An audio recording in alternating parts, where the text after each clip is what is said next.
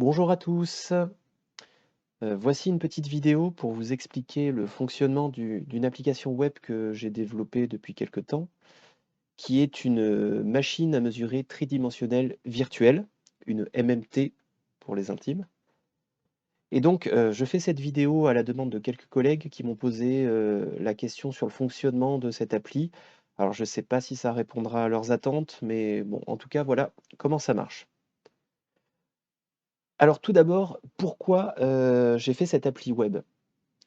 Alors, je suis prof en classe préparatoire PTSI-PT, enfin en PT, et nous avons dans notre programme des lignes qui stipulent de parler, alors je cite, du contrôle de contrôler la conformité géométrique et dimensionnelle d'un produit, en parlant des dispositifs de contrôle, du traitement des nuages de points et des méthodes d'association. Alors jusqu'à présent, on faisait des TP sur des nuages de points en Python. L'idée, c'était que les élèves écrivent des scripts ou complètent des scripts Python pour tirer des informations utiles d'un nuage ou de plusieurs nuages de points en vue de vérifier une spécification géométrique.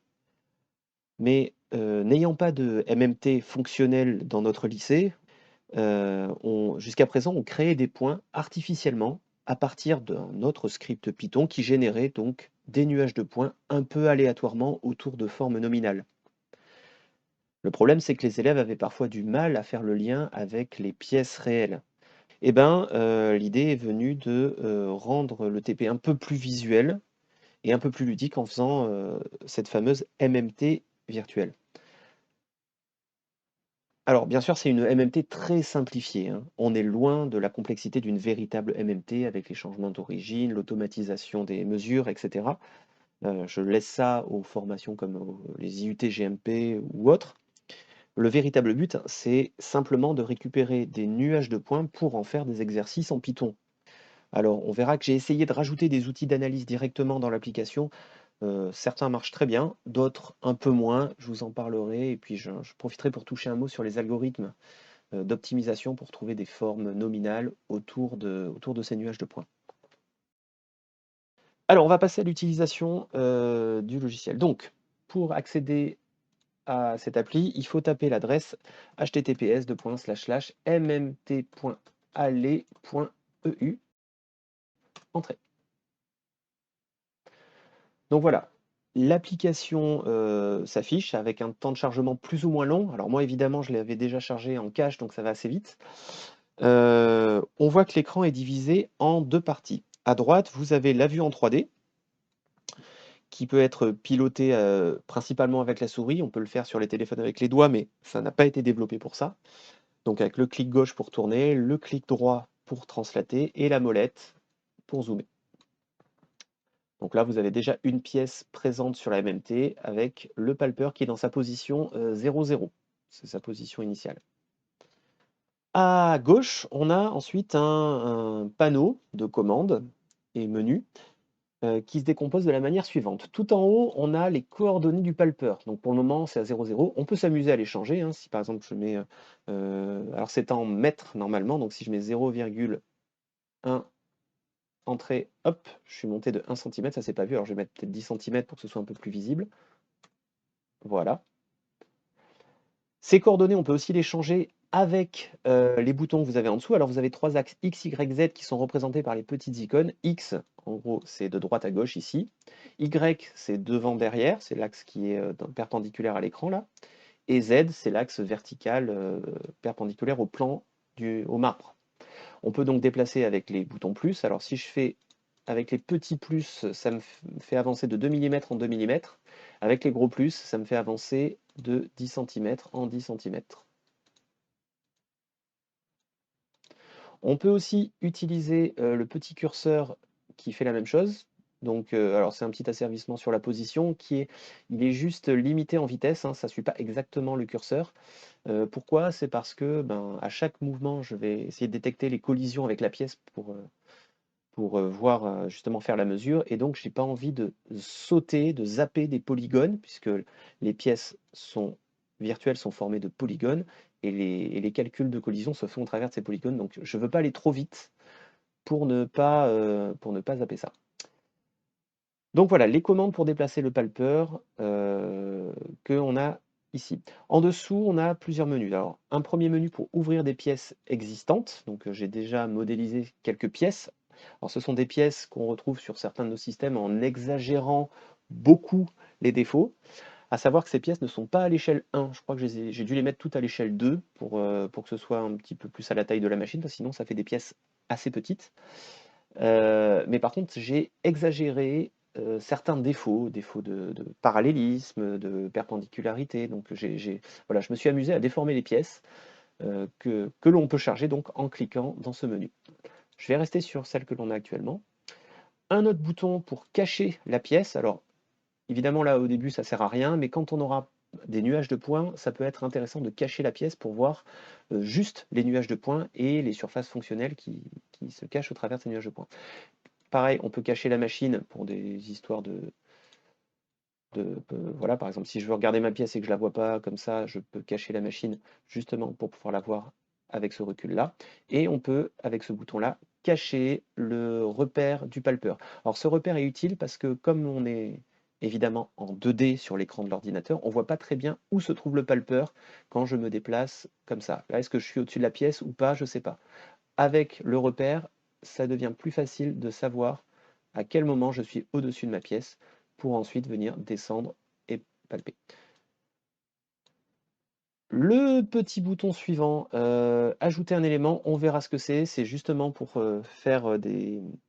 Ce sont des outils d'analyse, donc rajouter des plans, rajouter des cylindres, dessiner des moindres de carrés ou des droites, refaire plusieurs nuages de points. On peut faire plusieurs nuages de points de couleurs différentes si besoin est. Voilà. Le dernier bouton, alors ça c'est un petit bug, il ne devrait pas apparaître, c'est l'utilisation d'un casque de réalité virtuelle, puisque l'application peut utiliser. Si j'ai le temps, je rajouterai en fin de vidéo un exemple avec mon casque. Donc je l'ai testé qu'avec un Oculus Quest 2. Bon, c'est un peu gadget, mais on voit en 3D, ça c'est bien, et ça permet de palper les points beaucoup plus vite, puisqu'on les palpe avec les manettes en 3D. Et notamment dans les exemples que je n'ai pas encore ouverts, il y a des exemples avec des points qui sont déjà palpés que j'ai fait d'avance avec un casque de réalité virtuelle pour avoir plein de points.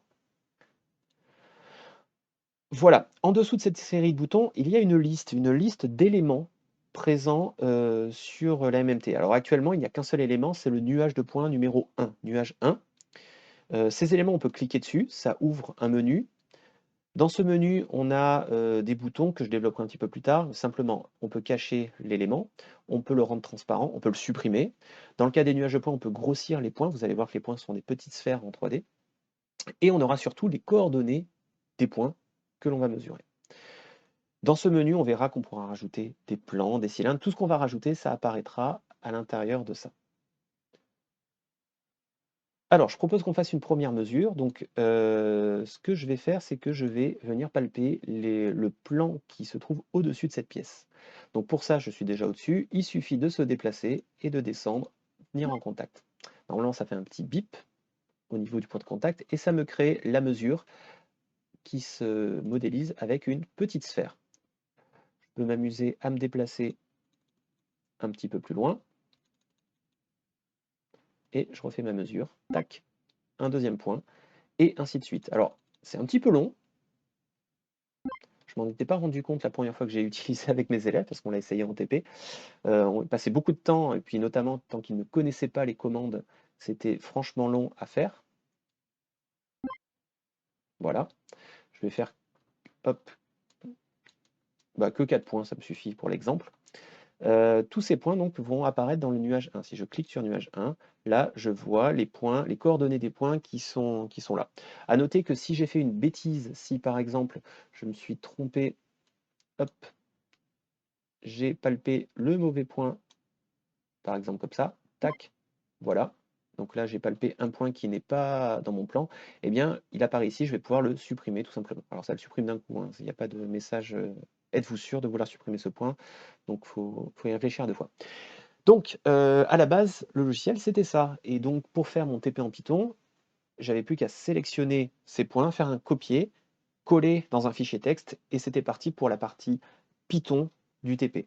À noter que si vous faites un copier-coller dans un fichier texte, les petites icônes avec les croix n'apparaissent pas. Donc on peut tout sélectionner comme ça, et ça marche très bien.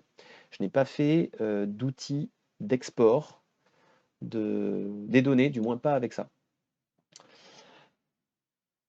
Alors, ce premier exemple vous montre comment faire des mesures. Au passage, si vous voulez créer un nouveau nuage de points, je vais sortir de là, il suffit de faire nouveau, d'aller dans nuage, faire un nuage vierge, choisir une couleur, par exemple en bleu, choisir un nom, nuage 2, et ajouter.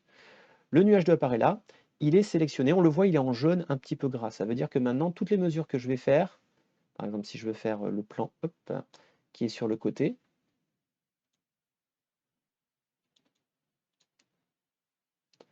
on va faire ça. Je me mets ici par exemple, voilà, ce plan-là, et ben, toutes les mesures vont apparaître en bleu. Si je zoome, on voit que ça apparaît en bleu. Alors quand on a beaucoup de nuages de points, ce qui va être intéressant après, c'est de cacher la pièce de façon à voir juste les points que l'on a mesurés. Au passage, si je veux revenir sur le nuage rouge, il faut que je clique dessus dans le menu. Normalement, il apparaît en gras, et donc là, ça veut dire que à ce moment-là, on va avoir à nouveau une mesure sur le nuage de point 1. Vous voyez que le point que je viens de faire ici est à nouveau rouge. Alors, c'est un petit peu long, c'est un petit peu fastidieux, donc ce qu'on va faire, c'est que cette pièce-là, je l'ai refaite, qui s'appelle RI40 mesure en version déjà palpée. Donc si je m'approche, voilà tous les nuages de points.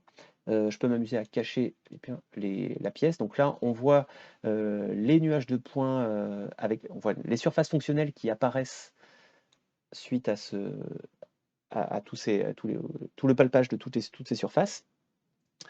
Et là-dessus, je vais commencer à vous montrer les outils d'analyse que j'ai mis en place et qui marchent, je l'ai dit, plus ou moins bien. On va voir.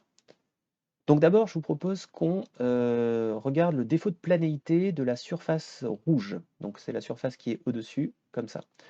Le défaut de planéité, une des façons, alors c'est pas la norme, mais une des façons de le mesurer, c'est de trouver le plan des moindres carrés et de calculer les distances de ce plan, des points à ce plan, et regarder les distances min et max.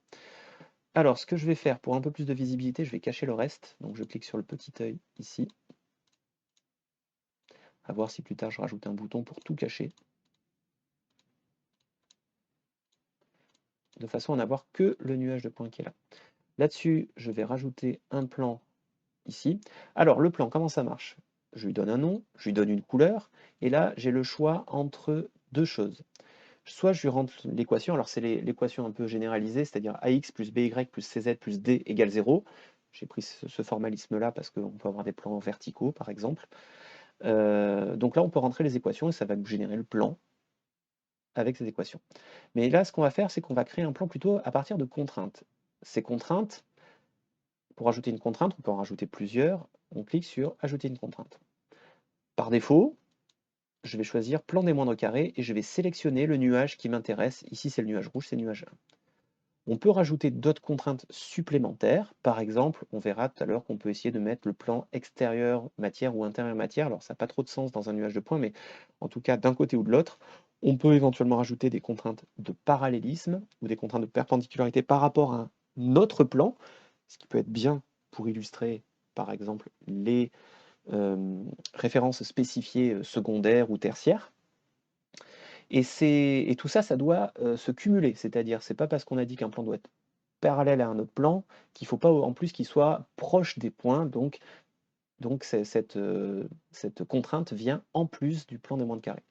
Bon, il se trouve que là, on n'a pas encore ce genre de contrainte, donc je vais juste lui demander de me faire le plan des moindres carrés par rapport au nuage 1, et je clique sur Ajouter. C'est un petit peu long parce que c'est un algorithme de génétique, c'est-à-dire qu'en gros, il teste plein de paramètres de plan et il sélectionne un peu à la manière de, de la sélection naturelle les ensembles de paramètres qui se rapprochent le plus, qui donnent la plus petite distance, donc la somme des distances au carré avec les points. Donc là, voilà, on a notre plan. Alors il est noir, c'est bizarre, je vais demander vert, mais c'est bon, il est noir, il faudra peut-être que je vois ça.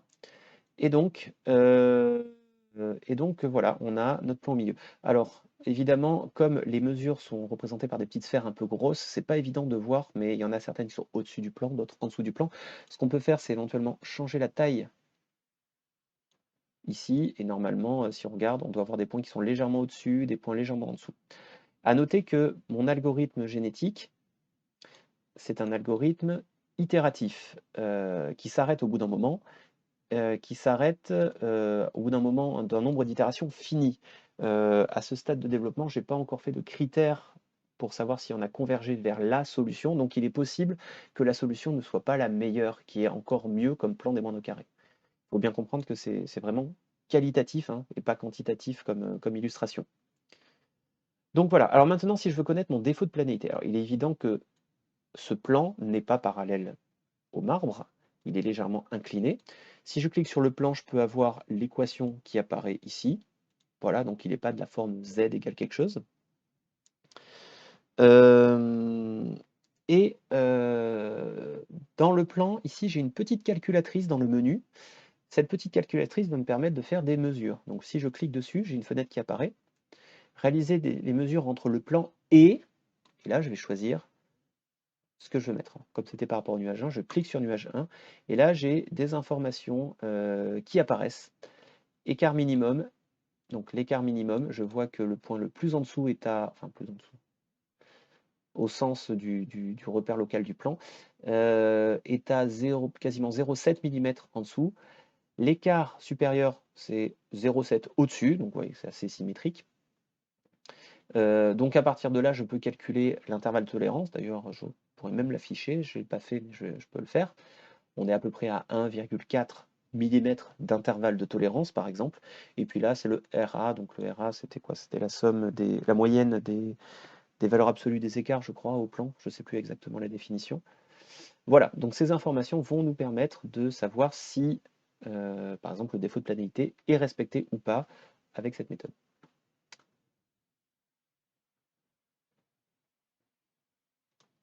Ok. Pour les autres contraintes, alors les contraintes intérieure matière et extérieure matière, qui pourraient être utiles pour montrer une référence spécifiée, par exemple plan tangent extérieur matière, l'algorithme ne marche pas très très bien, mais je vais essayer quand même de vous le montrer. Pour ça, je vais cacher ce nuage de points et je vais afficher un autre nuage de points qui n'est pas un plan, c'était l'intérieur, le cylindre intérieur, et ce cylindre intérieur n'est pas censé être un plan, c'est censé être un cylindre, mais je l'ai palpé à la manière d'un cercle. Ce cylindre intérieur, donc l'idée c'est, je devrais l'associer à un cercle, mais pour l'exemple, je vais faire comme si c'était un plan. Je vais notamment essayer de faire le plan qui est tangent au point, comme si c'était une référence spécifiée d'un plan. Pour ça, je rajoute un plan. Je rajoute une contrainte, alors c'est le nuage numéro 2.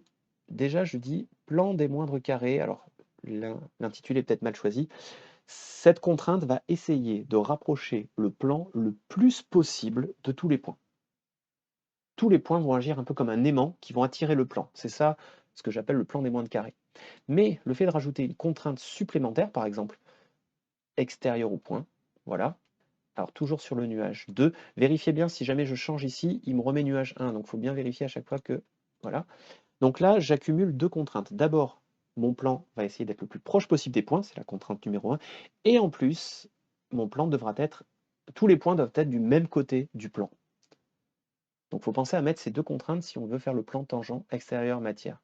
Je mets ajouter, alors j'attends que les calculs se fassent.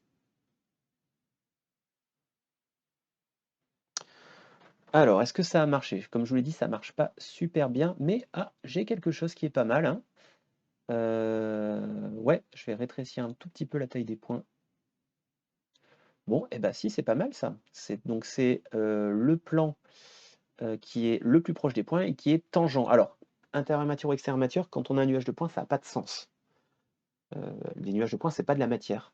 D'accord? Donc, qu'est-ce qu'on appelle intérieur ou extérieur? Je ne sais pas. C'est pour ça que dans l'algorithme, j'ai rajouté, si je le refais, nuage 2, j'ai rajouté plan extérieur au point plus et plan extérieur au point moins. Alors, qu'est-ce qui change entre les deux? Qu'est-ce qu'on appelle, comment on fait pour savoir que tous les points sont du même côté du plan? Eh bien, pour ça, il faut se prendre un point de référence. Ce point de référence, c'est le point 0, 0. C'est là où était le palpeur au tout début. Donc, c'est ce point-là. Et donc, la notion de plus ou moins, ça veut simplement dire, est-ce que je veux que le point 0, 0 soit du même côté du plan que mes points, ou est-ce que je veux qu'il soit du côté opposé? Voilà, c'est ma façon pour dire ça. Donc là, par exemple, si je mets moins, je crois que j'ai mis plus tout à l'heure, nuage 2. Ajouter. Normalement, il devrait être de l'autre côté. Si il ne bug pas, et s'il bug, ça sera l'occasion de... Non, ça n'a pas bugué. Et bien ça aussi c'est pas mal. Voilà le plan des moindres carrés qui soit tangent de l'autre côté de mon nuage de points. Voilà. Et si je fais le plan des moindres carrés tout seul, je vais obtenir un plan un peu médian. Alors, ces contraintes-là, elles ne marchent pas très très bien parce que mon algorithme a tendance à converger vers un minimum local qui inclut le point 0, 0, c'est-à-dire j'ai un point qui va se rester collé au point 0, 0 qui fait un peu une barrière qu'il n'arrive pas à franchir. Et je me retrouve avec des plans qui sont complètement en biais, qui certes sont du bon côté, enfin les points sont du bon côté, certes il a essayé de les rapprocher au maximum du plan, mais c'est pas le minimum local. Je pense que si vous faites des tests, vous vous en rendrez compte. Ok, alors on va passer sur un autre exemple maintenant. Non, on va rester là-dessus. Sur cet exemple, on va faire un défaut de cylindricité. Alors les plans, je vais les supprimer. Ok. Donc, je vous propose de faire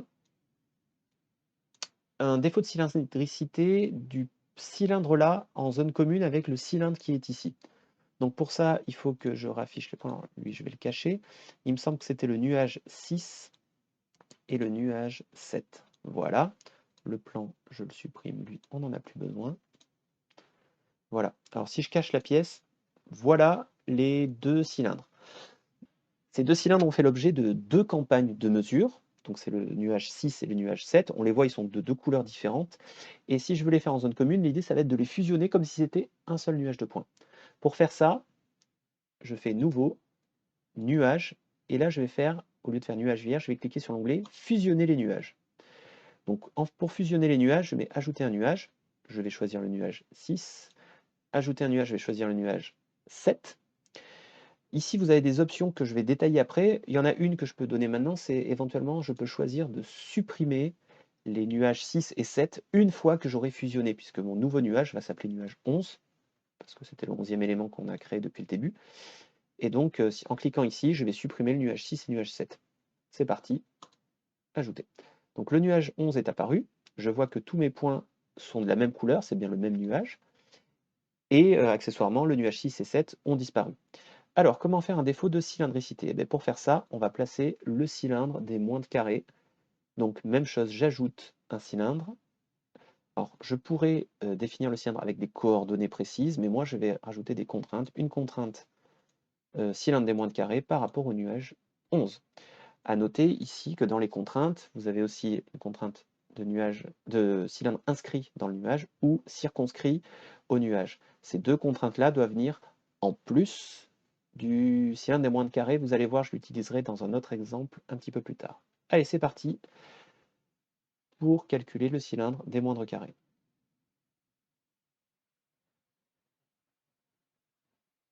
Voilà. Alors pareil, hein, c'est un algorithme itératif avec un nombre d'itérations fini. C'est peut-être pas la meilleure solution, mais qualitativement, ça a l'air d'être ça. Ce cylindre, donc, il apparaît ici, cylindre 12. En cliquant dessus, bon, je peux retrouver les coordonnées, les vecteurs directeurs, les rayons, etc. Mais surtout, j'ai toujours ma petite calculette qui apparaît là, qui va me permettre de faire une mesure entre ce cylindre et autre chose. Et par exemple, entre ce cylindre et le nuage 11. Là-dessus, qu'est-ce qu'il me fait? Hop, voilà. Là-dessus, ben, par rapport au cylindre, je peux voir l'écart minimum, à peu près moins 1 mm, l'écart maximum, à peu près plus 1 mm, et donc là, pour le coup, je l'ai affiché, l'intervalle de tolérance, donc à peu près 2 mm. Cet intervalle de tolérance peut être vu comme mon défaut de cylindricité. Bon, il me calcule aussi le RA qui n'a pas beaucoup d'intérêt. La partie du dessous ne va pas nous intéresser, ce sont les mesures par rapport à l'axe du cylindre. On s'en servira tout à l'heure pour faire la coaxialité. Donc voilà, là, avec ça, donc on peut trouver le cylindre des moindres carrés et donc trouver un défaut de cylindricité. Et là, en plus, en zone commune, en fusionnant plusieurs cylindres. Alors, nouvel exemple maintenant, et bien justement, on va faire une étude de coaxialité. Alors, c'est pas simple à faire, car pour faire une coaxialité, il faut définir un axe réel d'une surface réputée cylindrique. Et ça, c'est pas facile, mais ça peut être intéressant de le montrer justement comment on construit ça. Alors voici une pièce vraiment tordue, posée sur un V, composée de deux cylindres supposés coaxiaux. Le cylindre de droite va me servir de référence, et le cylindre de gauche, c'est celui que je vais tolérancer. Alors, si je cache la pièce, hop, voilà, on peut voir que le cylindre de gauche a été mesuré en plusieurs fois, en fait.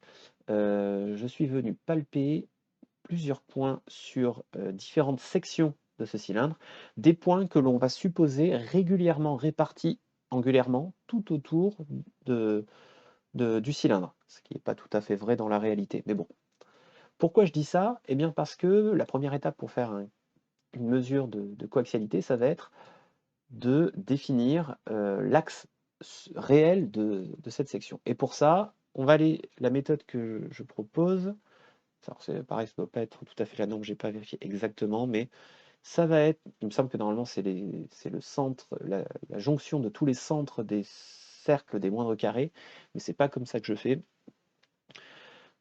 Pour faire ça, je vais fusionner tous les nuages. Pour ça, je fais nouveau, nuage de points, fusionner les nuages. Alors, je vais fusionner les 7 nuages. 1, 2, 3, 4, 5, 6, 7. Cercle 1, cercle 2, cercle 3, cercle 4, cercle 5, cercle 6, cercle 7. Donc je vais fusionner tous ces nuages de points. Et en plus de ça, je vais cocher ce bouton-là. Qu'est-ce que c'est ce bouton? Eh bien en fait, c'est le calcul des barycentres. Donc, c'est-à-dire que le cercle 1, par exemple, plutôt que de fusionner tous les points du cercle 1, il va d'abord calculer le barycentre. C'est pour ça que je dis qu'il faut qu'il soit régulièrement réparti, pour avoir un barycentre qui ait un sens. Et donc, ce nuage de points se résumera à un seul point, son barycentre. Et je vais faire ça pour chacun des cercles. Accessoirement, je peux aussi supprimer les nuages, les cercles qui m'ont servi de source pour faire ça. Et c'est parti. Voilà. Et là, je me retrouve avec, donc mon axe supposé réel qui s'appelle nuage 9. Je pourrais même grossir un petit peu pour qu'on le voit bien. Voilà. Et la question, c'est est-ce que cet axe est coaxial avec la référence spécifiée qui sera associée à ça? Alors d'abord, il faut construire cette référence spécifiée. La référence spécifiée, c'est donc ici le plus petit cylindre circonscrit à cette surface réputée cylindrique, c'est-à-dire le plus petit cylindre qui tangente autour de la pièce. Pour faire ça, je vais donc ajouter un cylindre. Un cylindre, alors qu'il faut qu'il soit le plus proche possible des points, donc je mets cylindre des moindres carrés par rapport au nuage de référence, et aussi je vais rajouter la contrainte de circonscrit au nuage de référence. Donc les points doivent être le plus proche possible et à l'intérieur du cylindre. Normalement, si je fais ça, il devrait trouver une solution qui est satisfaisante.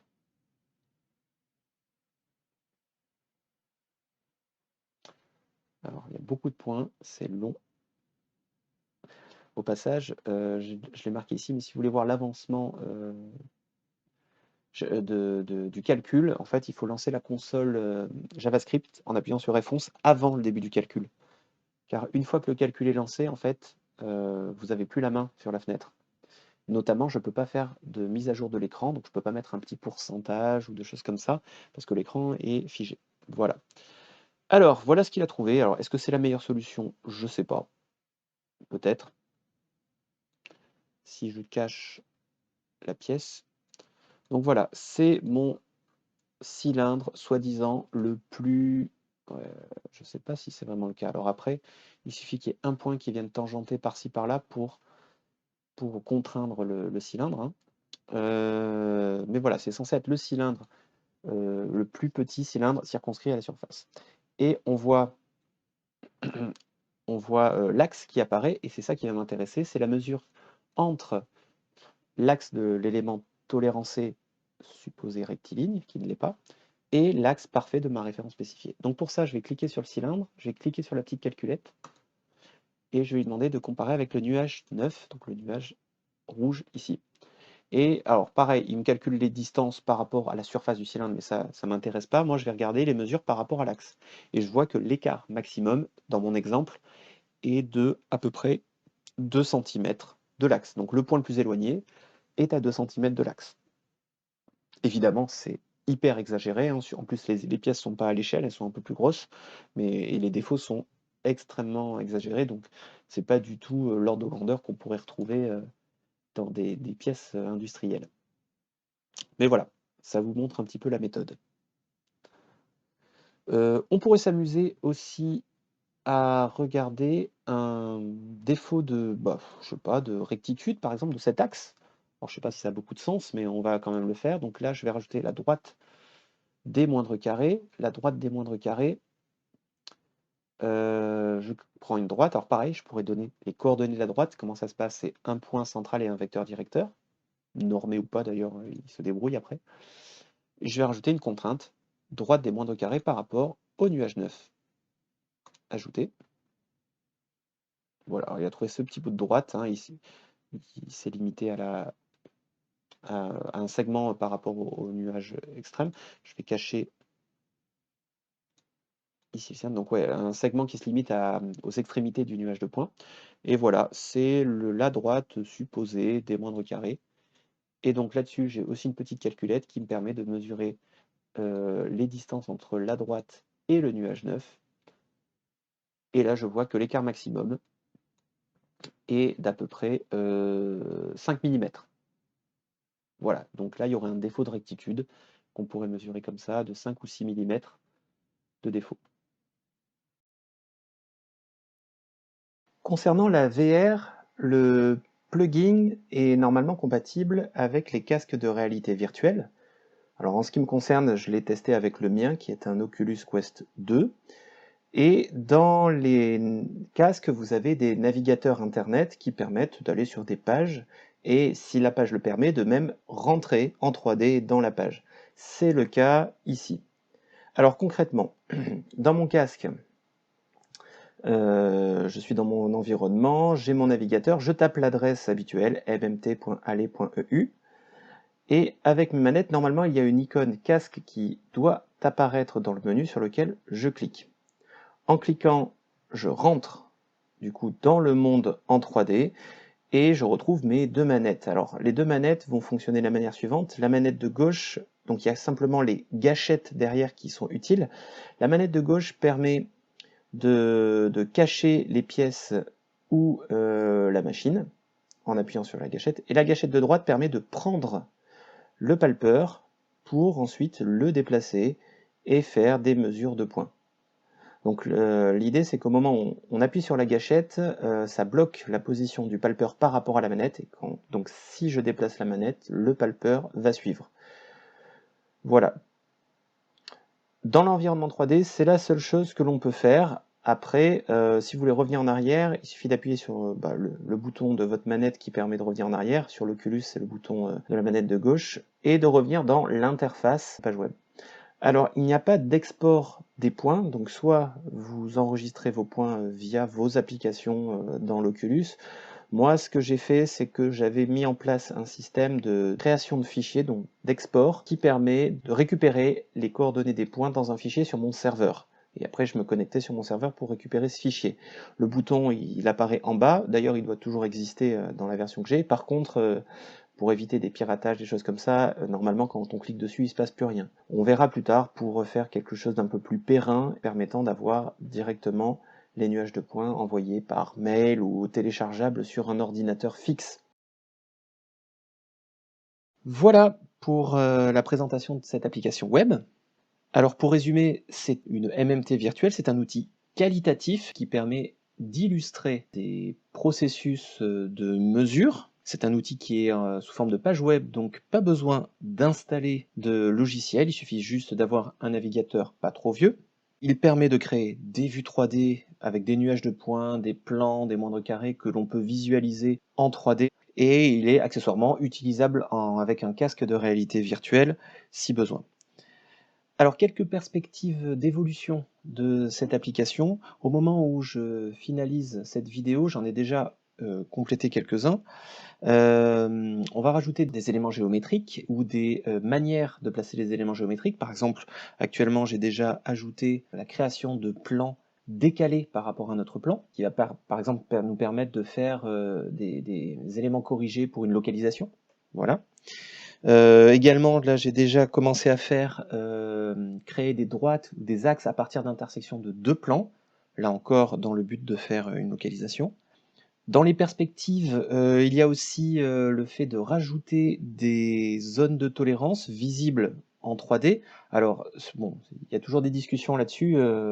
Les petites calculettes qui sont présentes dans les fenêtres permettent d'avoir justement les écarts les plus grands ou les plus petits entre un nuage de points et un élément corrigé, par exemple. Donc ça peut suffire, mais je trouve que c'est quand même plus visuel si on les représente à la manière de zones de tolérance, un petit peu comme je l'avais déjà fait sur une autre application qui était plus statique, là pour illustrer des localisations ou autres.